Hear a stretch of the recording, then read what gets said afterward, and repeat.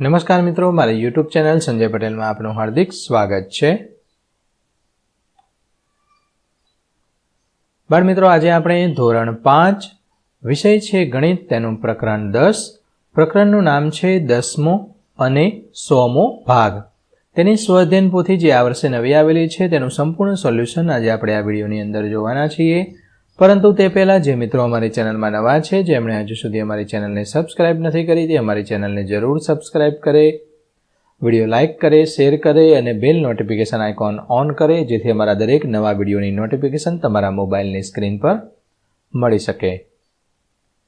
મિત્રો, આ દરેક વિડીયોનું PDF સ્વરૂપે સોલ્યુશન મેળવવા માટે તમારા મોબાઈલના પ્લે સ્ટોરમાં વિશ્વગુરુ સર્ચ કરી એપ્લિકેશન ઇન્સ્ટોલ કરી શકશો। તદ્દન ફ્રી એપ્લિકેશન છે।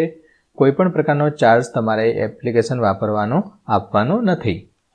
શરૂઆતની સ્ક્રીન આવી જોવા મળશે। તેમાં સ્વાધ્યાયન પોથી પર ક્લિક કરી ધોરણ પસંદ કરી વિષય ગણિત પર ક્લિક કરતા વિડીયોના ઓપ્શન પરથી તમે વિડીયો જોઈ શકશો અને PDFના ઓપ્શન પરથી તમે PDF સ્વરૂપે સોલ્યુશન મેળવી શકશો।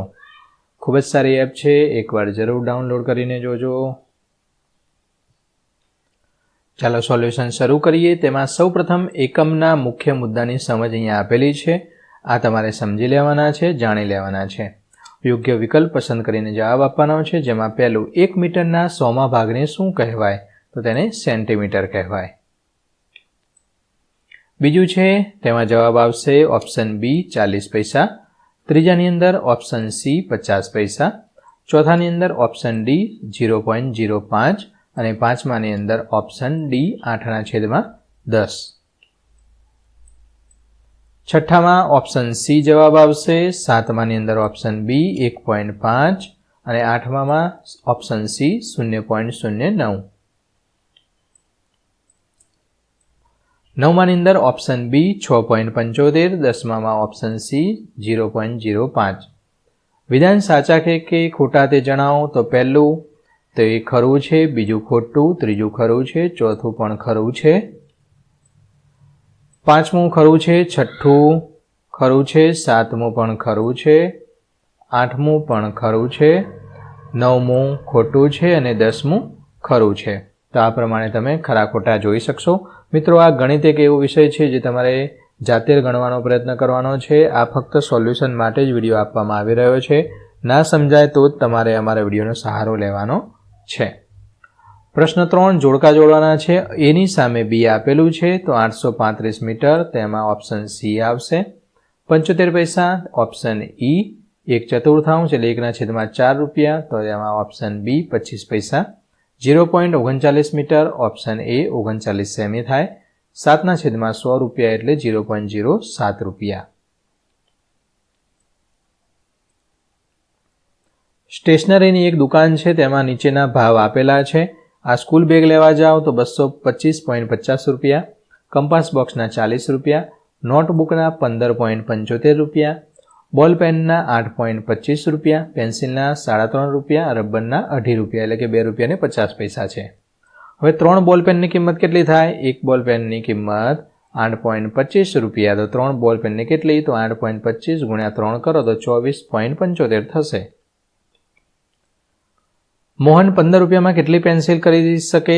એક પેન્સિલની કિંમત 3.5 રૂપિયા છે, તો અહીંયા પોઈન્ટ કાઢીએ તો અહીંયા 350 પૈસા કહી શકીએ। તો અહીંયા પોઈન્ટ કાઢ્યો તો અહીંયા 2 શૂન્ય લગાવવી પડે, તો અહીંયા 1 રૂપિયો વધશે અને 4 પેન્સિલ તે લઈ શકશે।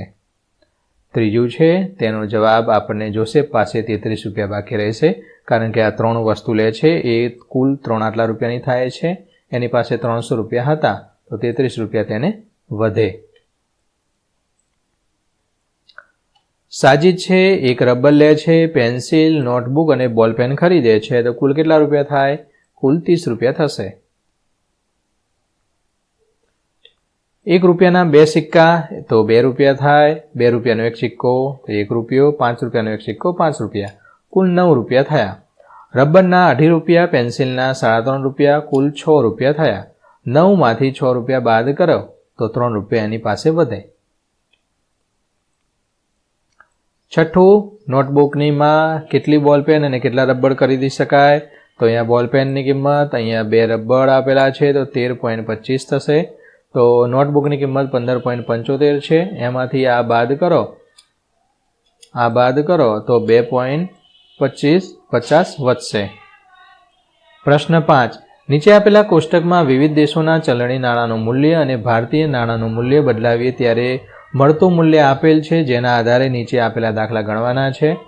અહીંયા નાણું આપેલું છે અને અહીંયા ભારતીય રૂપિયામાં મૂલ્ય આપેલું છે, તે તમે જોઈ શકશો. જેમાં પહેલું છે તેમાં સમીર પાસે 255 રૂપિયા બાકી રહે છે. 1 યુરોના 93 રૂપિયા, 10 યુરોના 93 × 10 કરો તો 930 રૂપિયા થાય. બીજો દાખલો છે તેમાં નજમા કાકાને મળતા રૂપિયા 1 દિરકામના 17.79 તો 17,790 રૂપિયા. જતીનના મામાને મળતા રૂપિયા $1 બરાબર 82.50 તો 500 × 82.50 કરો તો આટલા રૂપિયા થશે. તફાવત આ બંનેનો કાઢીએ તો તફાવત કાઢતા 23,360 રૂપિયા જતીનના મામાને વધારે મળે છે. ત્રીજું છે શિલ્પાબેન પાસે 6 રૂપિયા, તેના બદલામાં કેટલા વોન મળી શકે? તો 100 વોન મળી શકે. ચોથું છે મીનાના કાકી ચીનથી એક ભેટ લાવ્યા છે. ભારતીય ચલણ મુજબ એ 128 રૂપિયા છે. તો ચીનના યુઆન ચલણનું મૂલ્ય કેટલી કિંમતનું થાય? 1 યુઆન એટલે 12.8 રૂપિયા છે. તો આ પ્રમાણે ગણતરી કરતા 10 રૂપિયા યુઆનનું મૂલ્ય થાય. પાંચમું, 1 વોન બરાબર 0.06, 1 દિરહામ બરાબર 17.79, $1 એટલે 82.50, 1 યુરો એટલે 93, 1 યુઆન એટલે 12.50, કુલ 206.50 રૂપિયા થાય. છઠ્ઠું, 1 જર્મન યુરો અને 1 યુએસએ ડોલર વચ્ચેનો તફાવત તો 10.50 આ રીતે મળશે. ધોરણ 5ના બાળકો ઊંચી કૂદમાં ભાગ લીધેલ તેની માહિતી આપેલી છે, જેના આધારે નીચેના દાખલા ગણવાના છે. અહીંયા જેટલું કૂદ્યા હોય તેટલું અહીંયા માપ આપેલું છે ઊંચી કૂદનું. એ પ્રમાણે સાગરને 2 મીટર સુધી ઊંચે કૂદવા કેટલો વધારે ઊંચો કૂદકો લેવો પડે? 0.95 એટલો વધારે લેવો પડે એને. શાહબાજ અને મહેશ લગાવેલા ઊંચા કૂદકા વચ્ચેનો તફાવત કેટલો થાય? 0.70 તફાવત થશે. ત્રીજું છે સૌથી વધારે ઊંચો કૂદકો લગાવેલ અને સૌથી ઓછો કૂદકો લગાવેલ માપ વચ્ચેનો તફાવત કેટલો થશે? 0.90 થશે. ચોથું છે કેવિન અને નરેશે લગાવેલ ઊંચા કૂદકા વચ્ચેનો તફાવત કેટલો થાય? 0.25. બંને વચ્ચે કૂદકાનો તફાવત 0.25 મળે છે. નીચે આપેલ કોષ્ટક 1નો અભ્યાસ કરી કોષ્ટક 2 પૂર્ણ કરવાનો છે. અહીંયા કોષ્ટક 1 આપેલું છે, આનો અભ્યાસ તમે કરી લેજો. કોષ્ટક 2 પૂર્ણ કરવાનું છે. તો લાલવાળા અહીંયા ખાના ગણવાના છે. લાલવાળા કેટલા ખાના છે એટલા કુલ ખાના લાલવાળા અહીંયા લખવાના છે. કુલ ખાનાનો ભાગ કુલ 100 ખાના છે, 10 આડા અને 10 ઊભા. તો 100 ખાનામાંથી 30 ખાના લાલ છે, માટે ઉપર 30 નીચે 100. અહીંયા શૂન છે તો અહીંયા 2 શૂન આપેલી છે, તો 2 આંકડા પછી ટપકું મૂકવાનું થાય. ઓકે, એટલે કે આ 2 આંકડા પછી ટપકું.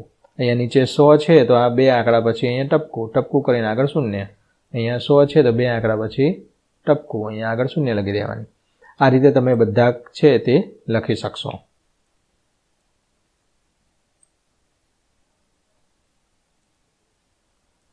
પ્રશ્ન 8 છે સવાર 3 વાગે નોંધાયેલું તાપમાન અને બપોરનું તાપમાન આપેલું છે. અમદાવાદ, જયપુર, શ્રીનગર, ભોપાલ અને કલકત્તાનું. આ તેનો તફાવત લેવાનો છે. બપોરનું અને સવારનું તાપમાન જેનો તફાવત 7.6 મળે છે, જે શ્રીનગરના તફાવત છે. કલકત્તા શહેર અને ભોપાલ શહેરમાં સવારે 3 વાગ્યાનો તાપમાનના તફાવત તો 3.9નો તફાવત છે. ત્રીજું, અમદાવાદ શહેરમાં સવારે 3 વાગે અને બપોરે 3 વાગે નોંધાયેલ તાપમાનનો તફાવત કેટલો થશે? તો બપોરનું તાપમાન 30.8, સવારનું તાપમાન 11.5, તફાવત થશે 19.3.